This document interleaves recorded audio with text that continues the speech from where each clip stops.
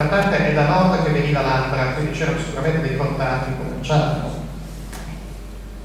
Questa è sempre la parte di cinturone a rosario, la parte più allungata, insomma, con cervo e altri animali, uccelli. Qui c'è sempre al centro un animale con una testa e due corpi. E così, come vedete, la tipologia si ripete sempre con fasce animalistiche ripetute. Questo è molto interessante, molto vivace e anche molto problematico. Cioè, cosa rappresenta? In realtà non si sa. La scena di predazione? Che animali sono? In realtà non si sa. Vengono interpretato qualche volta come dei predatori, delle linci, chi lo sa, o dei leoni che catturano dei cuccioli di quelle sotto potrebbe essere la madre, la cerva, quelli sotto potrebbero essere in realtà non si sa, insomma. E ad esempio nel centro, insomma, a destra c'è invece un cavaliere che cavalca sopra a delle belve, però oggetti un po' misteriosi. E qui vedete lo stile più decorativo, no? Guardate le corna di questo cervo come si sono arcuate a formare un motivo decorativo più che naturalistico, insomma. E qui sembra un po' di cogliere anche delle affinità con l'arte dei popoli delle steppe, no? Che spesso utilizzavano questi espedienti grafici, no? Elaborazioni dell'anatomia di questi animali, che poi sono più o meno contemporanei, cioè l'epoca sostanzialmente quella. E qui c'è un gancio di cinturone con un cervo salito da un predatore e un uccellino che sarebbe un rapace notturno, forse, anzi sono due in realtà, uno più piccolo in mezzo alle zampe del cervo. Quindi scene vivaci, nate evidentemente da osservazioni naturalistiche. Qui non c'è il motivo decorativo tradizionale ripetuto, sono scene vive del comportamento degli animali, qualcosa che forse l'artista aveva visto, chissà. Vabbè, questo per confronto un cinturone invece tirolese, che però mostra delle analogie. Questa è la lamina di cui abbiamo già parlato, che è qui sotto nella sala dei vecchi antichi di questo museo. Questa è una cista bronzea molto frammentaria che viene da Monte Belluna. È interessante perché c'è una scena di aratura qui in basso, quindi l'uso degli animali anche per l'agricoltura. E qui abbiamo il motivo, non si vede forse molto bene, ma tra le fauci di questo animale, che è una specie di leone alato, c'è una gamba in realtà umana, che è un motivo ricorrente, si trova molto spesso.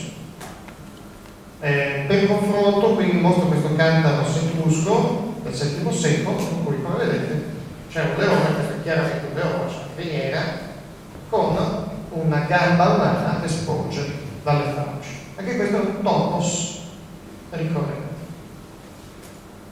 Eccolo qua il dettaglio. D'altra parte i contatti con la civiltà etrusca, contatti e derivazioni erano sicuramente molto frequenti, importanti, erano civiltà contigue e quindi sicuramente spostamenti di persone, di artigiani, imitazioni. Anche qui a sinistra, no, a destra scusate, la gamba umana dalle fauci di questo. E poi appunto scene di predazione, un lupo direi, un cervo e scene di caccia, quindi il cacciatore a cavallo che insegue e uccide una cerva con una lancia.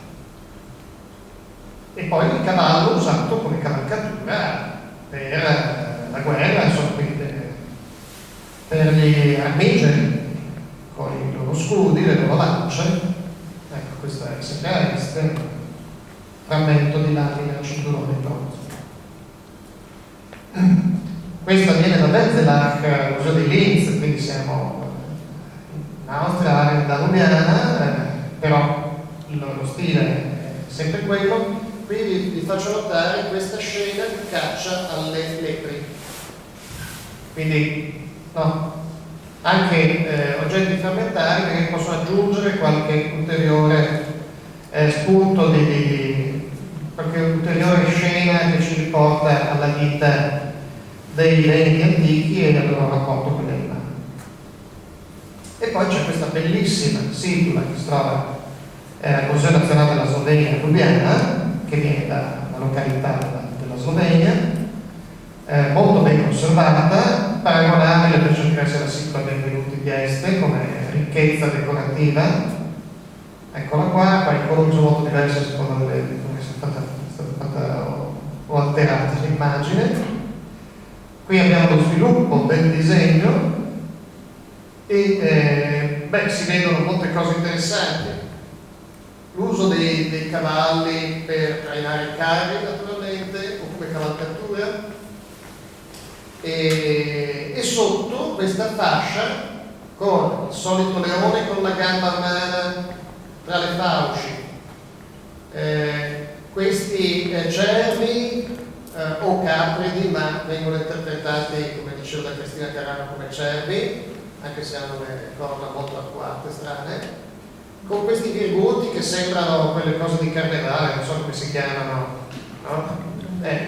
Però sono interpretati come virguti vegetali, un uccello sul dorso che potrebbe essere una rappresentazione di qualcuna delle specie che si muovono sul dorso degli ungulati, no? Per poi andare a catturare le prede smosse, i piccoli animali smossi dal movimento della loro cavalcatura, diciamo così, e quindi sono tanti elementi interessanti. Ecco, qua abbiamo i dettagli, e qui quello che propone nella sua tesi la Cristina Carraro, cioè il fatto che quelli che normalmente gli storici dell'arte hanno interpretato come capridi, quindi stabecchi, in realtà potrebbero essere anche dei fusoni. Sicuramente il corvo è più arcuato di quello che normalmente hanno i giovani cervi, però visto che il resto degli animali sono probabilmente cervi o cerve, potrebbe anche essere.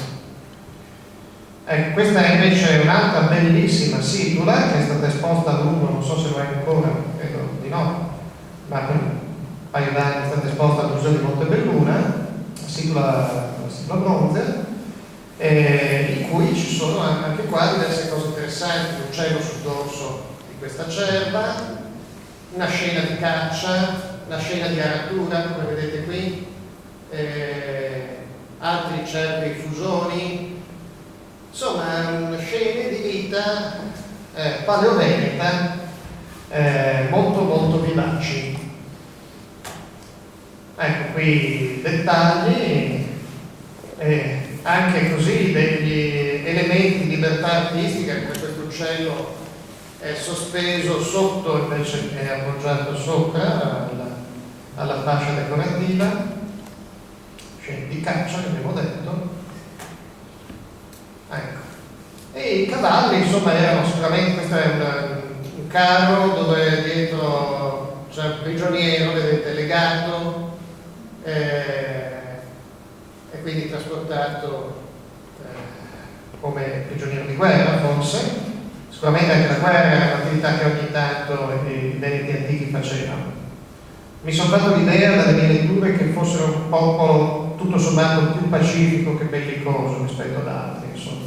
Però ogni tanto anche loro litigavano con i vicini, ad esempio con i Celti hanno avuto diversi scontri, cioè da un lato c'è stata un po' di fusione e dall'altro anche però delle scaramucce sicuramente. Ecco, comunque i cavalli erano il punto più prestigioso della loro civiltà, e come vi dicevo erano esportati perfino anche in Grecia proprio, e merita di essere letto un bellissimo frammento del lirico Alcmane che paragona in una sua lirica del VII secolo a.C. una bellissima giovane atleta a un destriero veneto.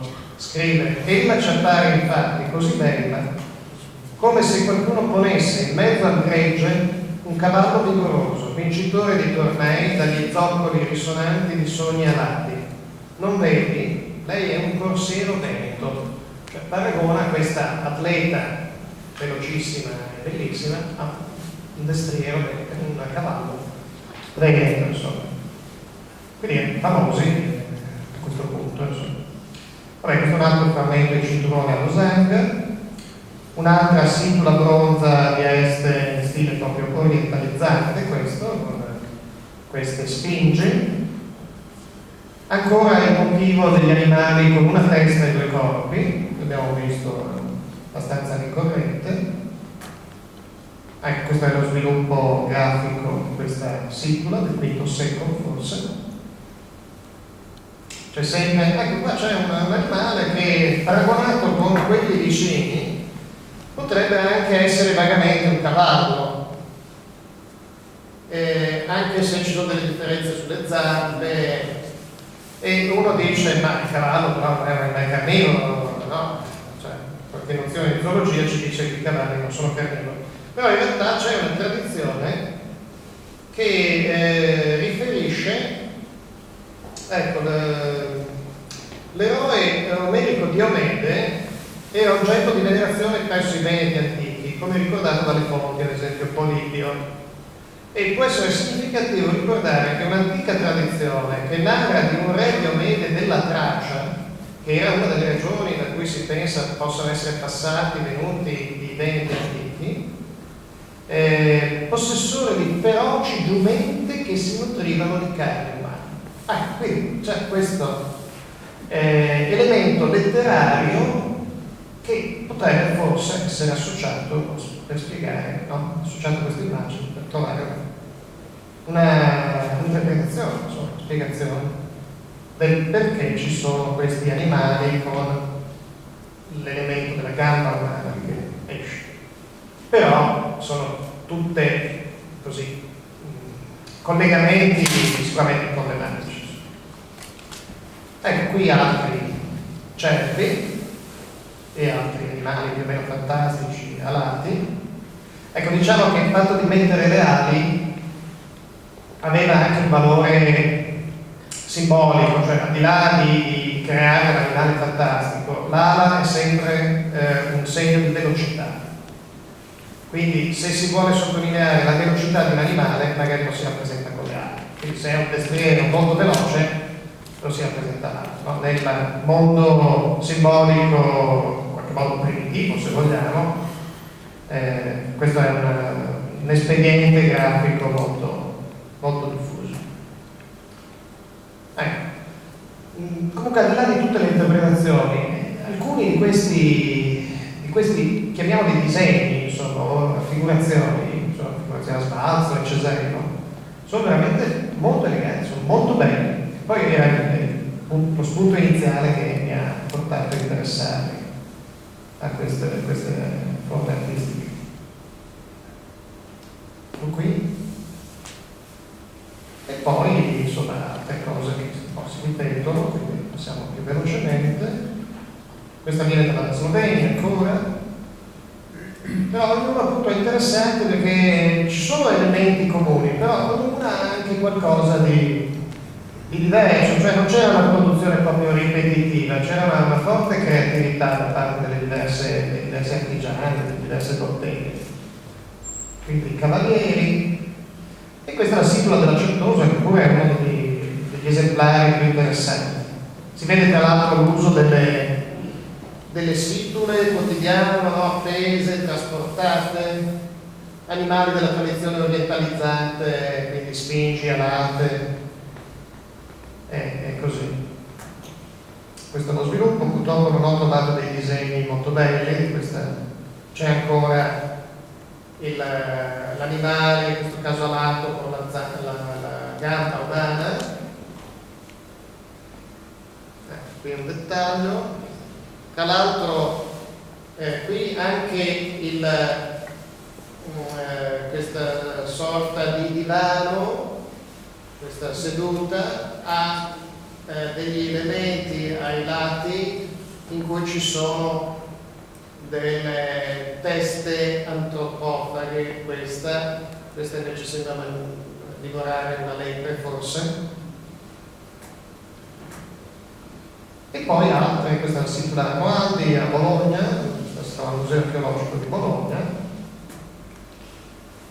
e questa viene da Magdalenska Gora in Slovenia. È interessante che è stata analizzata da Cristina Carraro nella sua tesi, e la Carraro ha voluto identificare in queste raffigurazioni addirittura delle osservazioni etologiche sul comportamento di corteggiamento dei cervi, cioè il fatto di mostrare un cervo, un maschio, insomma, dietro alla femmina, come quella sopra è un'illustrazione da un testo di etologia dei cervi, insomma. E sotto è la rappresentazione, un dettaglio, insomma, della sicola di Magdalenska Gora, in Slovenia. Quindi interessante vedere come si può cercare nell'arte non solo l'aspetto decorativo, simbolico, ma anche molto più semplicemente l'aspetto di osservazione di una realtà che sicuramente i beni antichi conoscevano benissimo, cacciatori o allevatori e così via. Ecco, poi c'è tutto il discorso dei santuari con le statuette considerate come o doni o in qualche caso magari sostituti del sacrificio vero e proprio dell'animale, che pure spesso veniva fatto, oppure ex voto in qualche caso. E qui i cavalli dominano, quindi cavallini a profusione. Questi vengono nei musei civici di Padova, sono conservati nei musei civici di Padova, quindi vedete tanti anche come numero. E questo è quindi conservato a Vicenza, è stato trovato nell'albero del Bacchiglione, e tra l'altro c'è da dire che spesso veniva praticato il rituale di gettare nel fiume un oggetto in bronzo, no? Ad esempio sono state trovate spade, no? Di bronzo nel Veneto in varie località, oppure statuette. E questi sono probabilmente degli ex voto, quindi zampe di cavalli, forse un cavallo che è stato si è risanato dopo una caduta, questo era un animale importante, no? È come, non so, se uno rischia di avere un incidente oggi con una Ferrari e non si salva, insomma è contento. All'epoca lo stesso per i cavalli era l'equivalente di un'automobile di lusso di oggi, forse, volendo cercare di attualizzare in qualche modo la cosa. Oppure appunto cavalieri, questa è la stessa statua delle quali probabilmente a un certo punto hanno aggiunto lo scudo e la lancia, che è la stessa, ma l'ho vista riprodotta in varie modalità, insomma, le poco un po' tutte, è lo stesso oggetto. Questo viene da Altino invece, che il Museo di Altino ha una sezione di arte degli eventi antichi. Oppure, come vi dicevo, la versione più popolare, economica delle statuette era realizzata in terracotta, però con gli stessi identici soggetti, quindi cavalieri e cavalli che venivano spesso anche sacrificati, che è una tradizione anche citata anche dallo stesso Omero quando parla del sacrificio di 4 cavalli da parte di Achille durante il funerale di Patroclo, no? Nell'Iliade dice: gettò nel fuoco 4 superbi cavalli con grandi gemiti. Quindi quando c'era un funerale importante, i cavalli del personaggio che veniva seppellito venivano spesso sacrificati. E questa è la disposizione, così come è stata trovata dagli archeologi, di tutti gli scheletri di cavalli trovati ad Altino. E questo invece è al Museo di Atria, che sono i veri e propri scheletri trovati anche con i filmenti in bronzo utilizzati all'epoca. Ecco. Quindi anche qui sempre tornando al paragone con le automobili, no? C'è qualcuno, non so, in America che si fa seppellire anche con la propria limousine, no, non vuole portarsela. Evidentemente all'epoca c'era lo stesso tipo di mentalità. Ecco, invece giù a Firenze chi vuole andarsi per completare il quadro dell'arte veneta antica trova questo elmo bronzeo, quindi un pezzo particolare, che viene da Opeano nel Veronese. Anche questo con cavalli e con elementi dello stile orientalizzante, vedete un centauro con quella strana modalità di raffigurazione. Eccolo qua, questo al Museo Archeologico Nazionale di Firenze. Vabbè, passiamo oltre. Questo è interessante perché è stato trovato all'Agole di Calalzo, quindi piuttosto lontano. È una lamina in bronzo. Lì c'era probabilmente un santuario di questa dea che è la principale divinità degli antichi veneti, la dea Reizia, che era una dea legata alle acque, che risanava e anche probabilmente aveva un'associazione con Artemide, anche con la signora degli animali. E questo invece è un oggetto molto interessante, viene interpretato come un modellino di sedile, di panca, e ha a destra un lupo e poi ci sono 4 cavalli. Quindi molto probabilmente, o almeno questa è l'interpretazione che viene data, si rifà a una tradizione che sembra rievocare la domesticazione del lupo. Noi sappiamo che i cani, tutte le razze di cani, almeno secondo le ultime interpretazioni, mi pare che alla fine si sia deciso che derivano dai lupi, cosa che stupisce perché se uno pensa a un chihuahua effettivamente una cosa non è del tutto chiara. Sicuramente è una evidente testimonianza del potere dell'evoluzione, no? In pochi secoli, pochi millenni, no, l'evoluzione riesce, se c'è una selezione molto, molto stretta, a fare produrre dei cambiamenti straordinari. Comunque quel lupo forse si collega a un'altra leggenda che vi leggo da Strabone, la geografia. Dice invece gli onori attribuiti a Diomede, abbiamo già detto Diomede come divinità coltivata dai Veneti, presso i Veneti, sono storicamente documentati. Infatti gli si sacrifica un cavallo bianco, si additano 2 boschi sacri, uno di Fiera Argiva, l'altro di Artemide e Tonica. Vengono tramandati in aggiunta come verosimili il divenire pacifiche delle bestie selvagge. Quindi è come una testimonianza, ancora in età già del ferro, del processo di domesticazione neolitico, insomma, in qualche modo, che risaliva a diversi millenni prima, insomma, o quantomeno secoli, insomma. E il vivere insieme nello stesso branco di cervi con i lupi in questi boschi sacri, il tollerare che gli uomini si avvicinino e le carezzino, il cessare di essere inseguiti di quelli inseguiti dai cani, qualora vi si rifugino. Si dice altresì che uno dei maggiorenti, noto come pronto a dare garanzie e per questo preso in giro, si imbattesse in cacciatori che avevano un lupo preso nelle reti. Proponendo questi per gioco di liberarlo dai lacci, se egli garantisse per il lupo, così da pagare i danni che potesse fare, questo accettò l'impegno. Liberato, il lupo avrebbe degliato un notevole branco di cavalle, e questa sembra proprio la descrizione di questa panca, no? della decorazione di questa panca, non marchiate, guidandolo fin della scuderia del pallevatore. E costui, nell'accogliere questa prova di gratitudine, marchiò a fuoco le cavalle con l'immagine di un lupo e le chiamò licofore, distinguendosi esse per velocità più che per bellezza. I suoi discendenti, avendone ereditato il marchio, avrebbero conservato anche il nome alla razza di cavalli, facendosi una norma di costume di non vendere una femmina ad altri perché rimanesse presso di essi soltanto la razza genuina, quindi per poter conservare la stirpe, il monopolio, insomma, essendo divenuto colà famoso l'allevamento dei cavalli.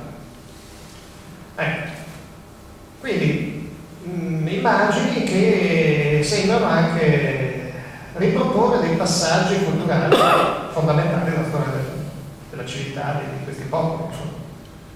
E poi abbiamo il disco bronzo di Montebelluna, molto interessante, ci mostra questa dea clavigera, cioè portatrice di chiave, abbiamo già accennato al simbolismo della chiave, viene interpretata anche come dea degli animali, la Potnia Zeron delle culture mediterranee antiche, o ardente in qualche modo, perché ha un lupo, forse appunto addomesticato, e un uccello a destra, ha la chiave in mano. Quindi queste sono possibili letture del disco. Qua vediamo un'altra immagine del disegno di questa rappresentazione. Questo invece viene dall'isola vicentina, quindi è qui del nostro territorio. Ci sono diversi animali, compaiono anche, sembrano dei cinghiali sotto. Ecco, il cinghiale che invece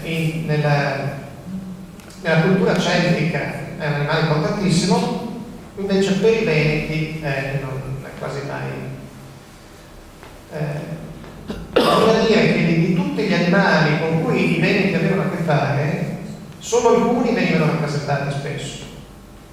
Ad esempio, sicuramente c'erano orsi in questa zona, ma non mi risulta che ci sia nessuna rappresentazione di orsi. Sicuramente i cinghiali c'erano e forse anche venivano tenuti, allevati, sicuramente uccisi, e qua vediamo. Forse iniziano ad esserci anche delle forme più domestiche, cioè nella direzione dei maiali, sono naturali, però le rappresentazioni di suini sono estremamente rare. Questo è qui a Vicenza, è una lamina in bronzo con un cavaliere, piccolina, e poi c'è tutta la tipologia degli alari in pietra, ce ne sono diversi a est, per lo più con frontone di ariete, per qualche motivo, non so qual è il legame tra l'ariete e il fuoco, ma in effetti, anche dal punto di vista dello zodiaco, il legame forse c'è. Questo si trova qui a Vicenza, è una frammento di frontone equina, di alare fittile, non in pietra, questo è una cotta. E poi c'è la tipologia delle stele funerarie, che sono più tarde, normalmente scontano più a Padova, mostrano il defunto sul carro e hanno anche delle iscrizioni, vedete, in cui compare anche Ecupetaris in caratteri venetici. Ecupetaris vuol dire appunto cavaliere, nel senso di titolo nobiliare. Questa è un'altra stele, vedete anche l'evoluzione un po' stilistica, siamo nel IV-III secolo, e qui è uno stile già quasi ellenistico in qualche modo, III secolo a.C., molto nominato purtroppo, però. E questo è interessante perché l'Ecupetaris non è più scritto in caratteri venetici, ma in caratteri latini, lo vedete a destra discendente, Ecupetaris, e quindi marca il passaggio alla romanizzazione. C'è da dire che i Veneti hanno anche battuto moneta alla fine, no? Qui siamo però già nel secondo secolo a.C., e gli animali compaiono anche sulle dracme meletiche, sul retro la testa è interpretata come testa di Artemide, sul verso un leone. E questa è la statistica che propone Cristina Carraro, questa studiosa che ha applicato un po' la zoologia all'arte delle sicule, comunque all'arte dei legni antichi. Nelle sue interpretazioni dominano assolutamente i cervi, quindi moltissimi animali che prima erano interpretati come capridi, lei li classifica come cervi. Poi il secondo posto i cavalli, sono anche molti uccelli, e poi giù. Però di cinghiali, ad esempio, lei ne ha identificati due. Lince, ammesso che si possa dire che un certo animale è una lince, sicuramente le interpretazioni sono magari anche un po' discutibili. Sicuramente è apprezzabile il lavoro di scalatura che ha fatto e lo sforzo identificativo. Ecco, questi sono tutti i musei che hanno opere importanti dei regni antichi. Non li ho visitati tutti, ma direi buona parte. Non sono stato a Providence, Royal Rhode Island, all'Institute of Design, però molti altri un po' più accessibili li ho visitati per cercare di farmi un'idea di questo argomento. Grazie per l'informazione.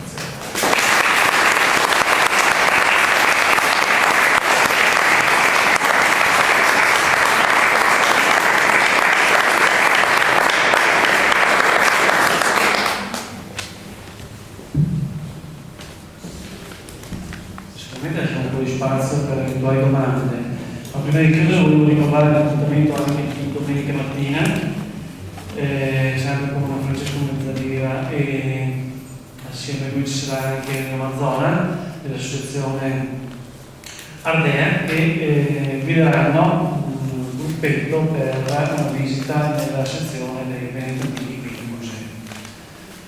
Ecco, se ci sono eventuali domande. Lascio la parola nuovamente a Francesco e chiudiamo. Grazie.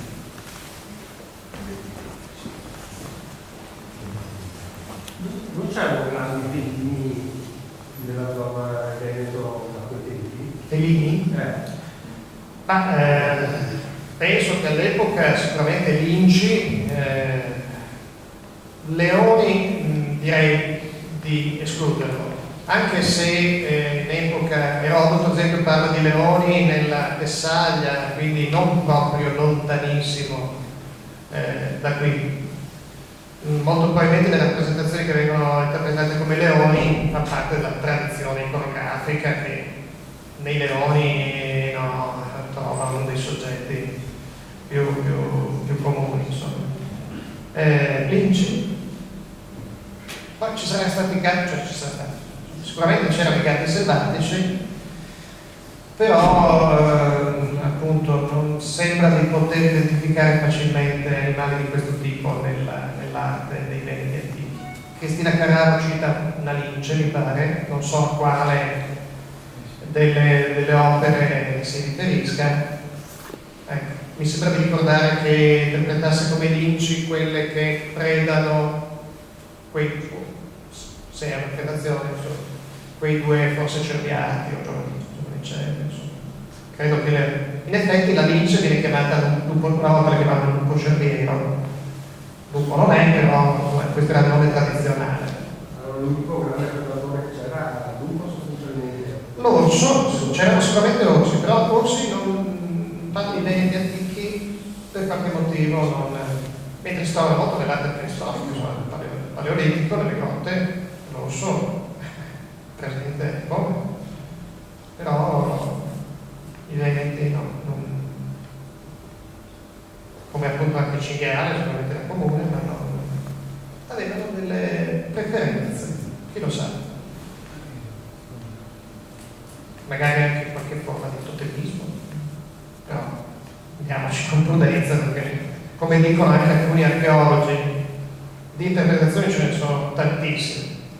Però finché non abbiamo delle fonti scritte che ci dicono, no, i Veneti la pensavano così, cos'ha e usavano questo simbolo, questa accezione, siamo sempre sulla interpretazione così, più o meno plausibile. Questo è confermato dal fatto che una stessa cosa viene interpretata in 5-6 modi diversi. Allora, qual è quello giusto? Magari nessuno anche. Che senso hanno questi virgulti, quegli animali con la gamba umana? No, per dire.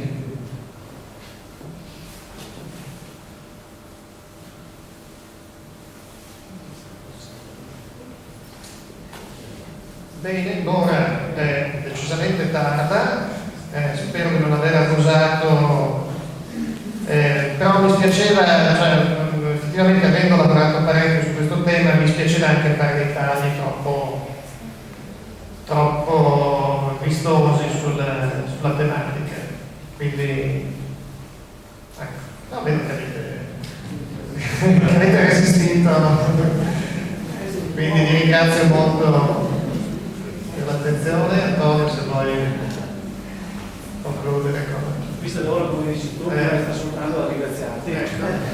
Sì. Grazie a te, grazie a